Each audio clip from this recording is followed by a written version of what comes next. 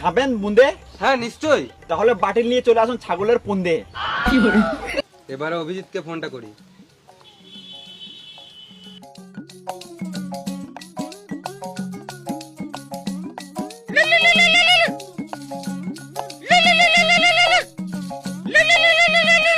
Hello হ্যাঁ sir বলুন।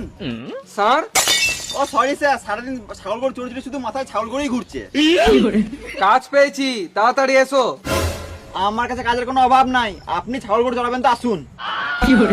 সালাম মামুনি, তোমার সঙ্গে আর কি করছি না, কাজের কথা বলছি। তো আমি কি বাল বলছি নাকি? বেশি গাঁড় জ্বলিও না, তাড়াতাড়ি এসো।